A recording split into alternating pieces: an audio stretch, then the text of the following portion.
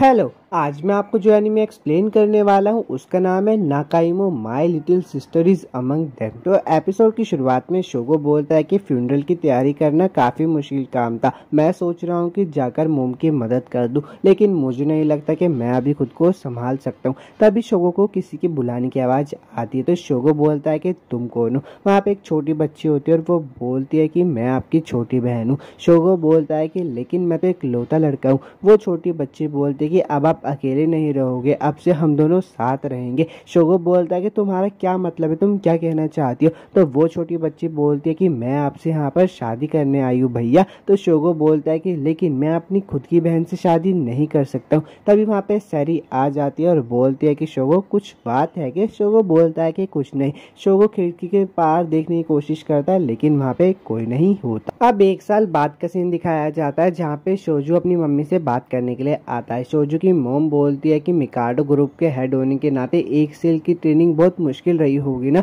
तो शोजू बोलता है कि नहीं, इतनी भी मुश्किल नहीं थी। शोजू की मोम बोलती है कि क्या तुम्हें याद है तुम्हारे पापा की दूसरी शर्त क्या थी, तुम्हें ग्रुप का हेड होने के लिए तुम्हें क्या करना पड़ेगा। तो शोजू बोलता है कि हाँ मुझे याद है, ग्रेजुएट होने से पहले मुझे अपने सपनों की लानी को ढूंढना होगा और उसे हमेशा के लिए अपना बनाना होगा। शोजू की मोम बोलती है कि आज से तुम मिरियन एकेडमी में पढ़ोगे, वही एकेडमी जिसमें तुम्हारे पापा पढ़ते थे। मुझे उम्मीद है कि तुम्हें अच्छी लड़की मिल जाएगी। और शोजू को एक चाबी दे देती है। शोजू बोलता है कि ये किस लिए है। शोजू की मोम बोलते है कि हमने तुम्हारे लिए एक अपार्टमेंट रेंट पर लिया है, आज से वही तुम्हारा नया घर होगा। तो शोजू बोलता है कि मुझे लगा कि हमारे एकेडमी में एक हॉस्टल तो हो गई। तो शोजू की मोम बोलती है तुम ये कैसी बात कर रहे हो, तुम शादी करने वाले हो ना, हॉस्टल में बहुत सारे रूल्स होते हैं जिससे तुम्हें रिलेशनशिप बनाने में दिक्कत आ सकती है। सैरी बोलती है कि तुम्हारा सामान पहले ही वहाँ पे पहुँचा दिया गया है, मैं तुम्हें स्कूल तक छोड़ देती हूँ अगर तुम अभी जा रहे हो। तो शोजू बोलता है कि नहीं रहने दो, ये मेरी लाइफ का एक और नया कदम है, तो मैं वहाँ पे अकेले ही जाऊँगा। शोजू अकेडमी के लिए निकल जाता है, लेकिन रास्ता भूल जाता है। शोजू एक जगह पे चलते हुए बोलता है कि आशा करता हूँ कि ये रास्ता सही होना चाहिए। रास्ते पे चलते हुए उसे केक शॉप दिखाई देती है और वो मन में बोलता है कि आज मेरा बर्थडे, शायद मोम कुछ ज़्यादा ही बिजी है इसलिए उन्हें याद नहीं रहा होगा। तभी उस केक शॉप में से एक लड़की निकल रही होती है और वो रोड क्रॉस करती है, लेकिन एक ट्रक आके उसको टक्कर मार देता है। शोजू उस लड़की के पास जाता है और बोलता है कि क्या तुम ठीक हो, तुम्हें चोट तो नहीं आई ना। वो लड़की बोलती है कि मैं ठीक हूँ। शोजू उसका फ़ोन लेने के लिए जा रहा होता है, लेकिन उसके फ़ोन को देखकर मन में बोलता है कि ये कैसा फ़ोन है, ऐसा फ़ोन तो मैंने आज तक नहीं देखा, और उस लड़की को दे देता है। शोजू बोलता है कि तुम्हारे केक का क्या हुआ। वो लड़की बोलती है कि उसमें क्रीम पफ थे इसलिए उन्हें ठीक होना चाहिए। शोजू उस लड़की की ड्रेस देखकर बोलता है कि क्या तुम मिरियन एकेडमी की स्टूडेंट हो। तो वो लड़की बोलती है हाँ। शोजू बोलता है कि आज मेरा भी वहाँ पे पहला दिन था, लेकिन मैं रास्ता भटक गया हूँ, अगर तुम बुरा ना मानो तो क्या तुम मुझे अपने साथ ले जा सकती हो। वो लड़की शोजू से पूछती है कि क्या तुम ट्रांसफर स्टूडेंट हो। शोजू बोलता है कि हाँ। वो लड़की बोलती है कि मैं जानती थी, मैंने अफवाहें सुनी थी कि आज हमारी क्लास में कोई ट्रांसफर स्टूडेंट आने वाला है। वो लड़की बोलती है कि मेरा नाम है सुरोमा कोनो। शोजू बोलता है कि मेरा नाम है मिकाडो शोजू। अब वो दोनों स्कूल के रास्ते पे चल रहे होते हैं। तो शोजू सुरुमा से पूछता है कि तुमने क्रीम पफ क्यों खरीदी स्कूल की टाइम पे। सुरुमा बोलती है कि क्रीम पफ के अंदर की क्रीम मुझे बहुत ज़्यादा टेस्टी लगती है, मैं उन्हें बहुत सारा खा सकती हूँ, और तुम्हें पता है स्कूल के पास जो पार्क है मैं उसमें बैठकर उसे खाती हूँ। अब वो दोनों पार्क में बैठकर क्रीम पफ खा रहे होते हैं, तो वो शोजू को भी देती है। शोजू उस क्रीम पफ को खा के बोलता है कि जितना मैंने सोचा था इसका स्वाद तो उससे ज़्यादा अच्छा है। सुरुमा बोलती है कि मैंने तो तुमसे पहले ही कहा था कि ये बहुत ज़्यादा टेस्टी होगा। अब सीन बदल जाता है और कोतोरी बोलती है कि तो तुम हो मिकाडो शोजो, मेरे न्यू ट्रांसफर स्टूडेंट। तो शोजो बोलता है कि और आप है कतोरी सेंसे, मेरी न्यू होमरूम टीचर। तो कोतोरी बोलती है कि क्या बात है, तुम्हें कोई दिक्कत है क्या इसमें। तो शोजो बोलता है कि नहीं नहीं मुझे कोई दिक्कत नहीं है। अब क्लासरूम का सीन दिखाया जाता है जहाँ पे शोजो अपना इंट्रोडक्शन दे रहा होता है। तो कोतोरी बोलती है कि क्या बात है, तुम्हें बस इतना ही कहना, ये तो बहुत छोटा इंट्रोडक्शन है। तो शोजो बोलता है कि मैं एक लौता बच्चा हूँ और मैं बहुत सारे दोस्त बनाना चाहता हूँ, इससे मुझे खुशी होगी। कोतोरी बोलते कि जाओ सुरामा के पास जाकर बैठ जाओ, वो क्लास रिप्रेजेंटेटिव है, अगर तुम्हें कोई भी सवाल पूछना हो तो तुम उससे पूछ लेना। शोजो सुरुमा के पास जाकर बैठ जाता है। सुरुमा बोलते है कि ऐसा लग रहा है कि हम फिर से साथ बैठ रहे हैं। शोजू बोलता है कि हाँ।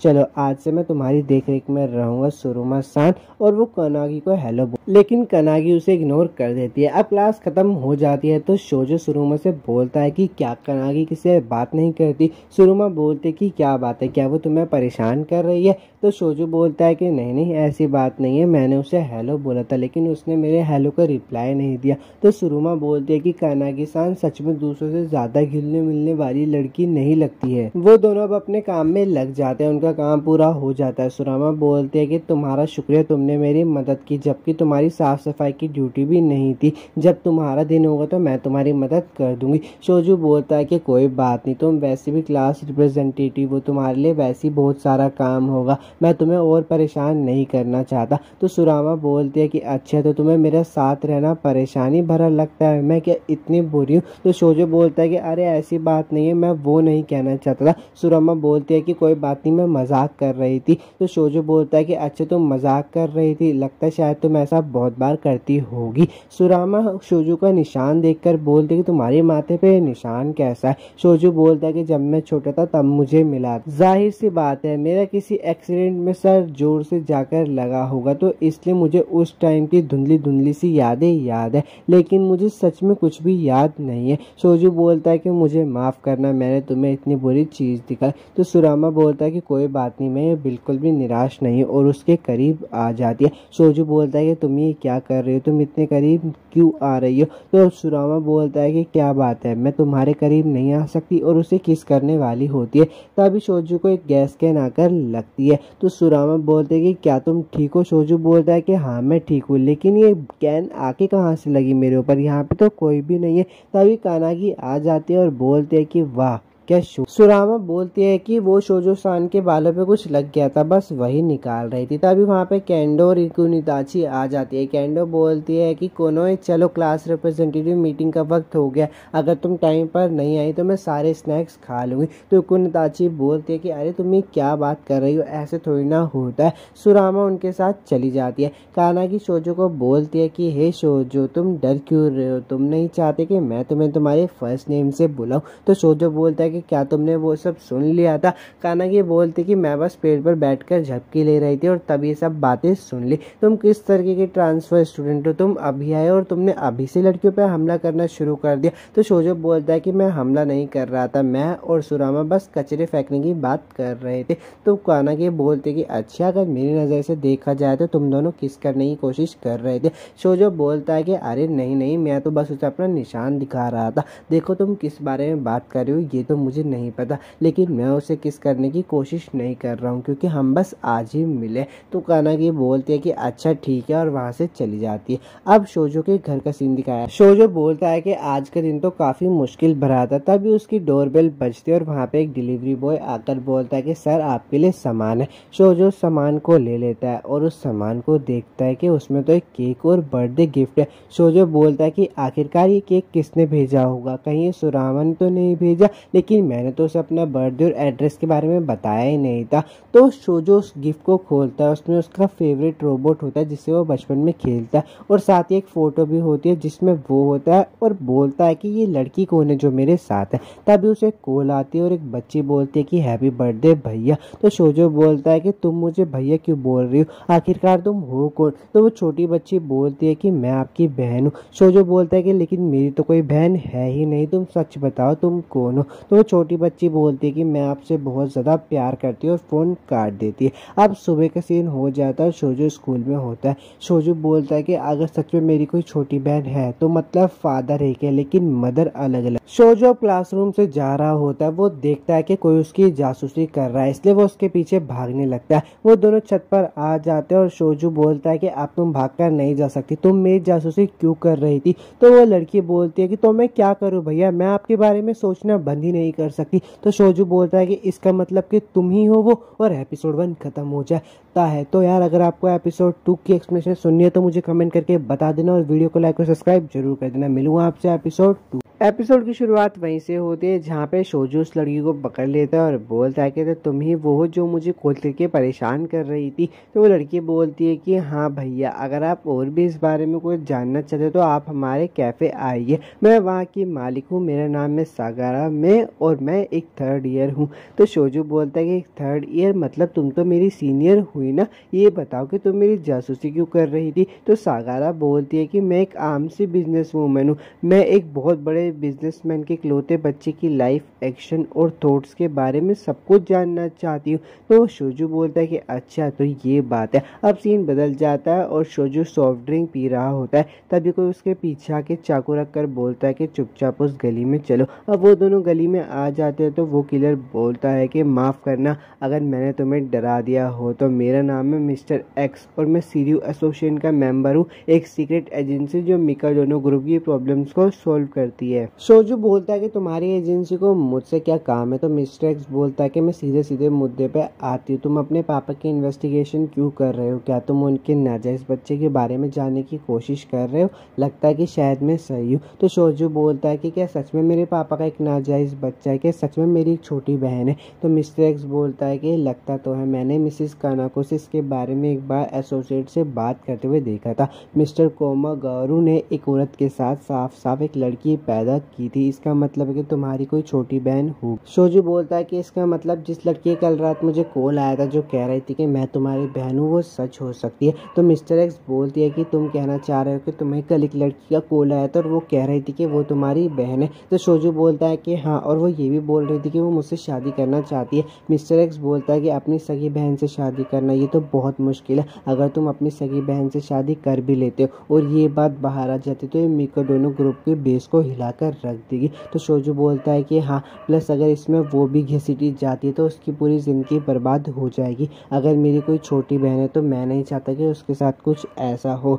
शोजू मिस्टर एक्स से पूछता है कि तुमने कहा था कि मेरी माँ को इसके बारे में पता है। तो मिस्टर एक्स बोलता है कि हाँ, मैंने तुम्हारी माँ से इस टॉपिक पे पहले ही बात कर लिया, उन्होंने कहा कि उन्हें उस लड़की का चेहरा और फेस कुछ भी याद नहीं है और वो इसके बारे में याद करना भी नहीं चाहती। तो अब उस लड़की के बारे में सिर्फ तुम्हारे पापा, उस लड़की की मम्मी और उस लड़की को खुद ही पता होगा। मिस्टर एक्स शोजू से पूछते कि शोजू कुन, क्या तुम्हारे साथ कोई लड़कियां हैं जो इनके साथ तुम अचानक या हाल ही में दोस्त बन गए? शोजू बोलता है कि इसका क्या मतलब हुआ। मिस्टर एक्स बोलता है कि तुम्हारी बहन तुमसे शादी करना चाहती है ना, तो वो शायद तुम्हारे करीब आने की कोशिश करेगी। अब शोजू अपने स्कूल जा रहा होता है, सुरुमा उसके पीछे से आवाज़ लगाती है और बोलती है कि हर साल इस समय स्टूडेंट काउंसिल एक बॉलरूम डांस पार्टी करती है, अगर तुम्हें एतराज़ ना हो तो मैं वहाँ तुम्हारे साथ जाना चाहूँगी। तो शोजू बोलता है कि हाँ हाँ क्यों नहीं, मुझे कोई एतराज़ नहीं है। तभी वहाँ पे कानागी आ जाती है और बोलती है कि तुम दोनों स्कूल के लिए लेट हो जाओगे। अब वो सब क्लास में बैठे होते हैं तो मिजुतानी बोलता है कि मेरा नाम है मिजुतानु इकासु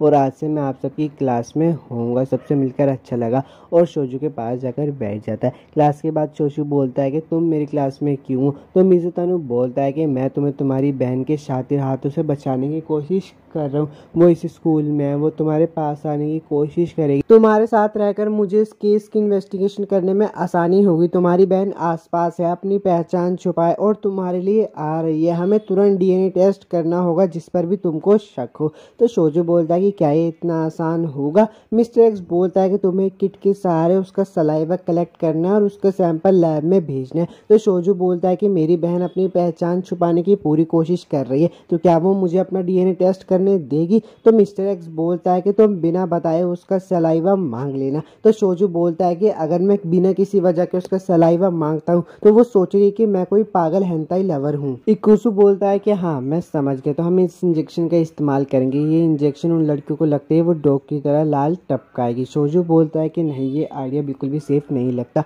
अब वहाँ पे बहुत सारी लड़कियाँ आ जाती हैं उनका पीछा करते हुए। तो शोजू बोलता है कि बाकी बात हम हमारे कमरे में करेंगे। तो इकुसु बोलता है कि ठीक है, मैं इंतज़ार करूँगा। अब वो दोनों उनके घर पे पहुँच जाते हैं। तो शोजू बोलता है कि क्या ये ठीक है, हम दोनों लड़के हैं, ऐसे एक दूसरे के हाथ में हाथ डालकर घर पे आना मुझे तो ठीक नहीं लगता।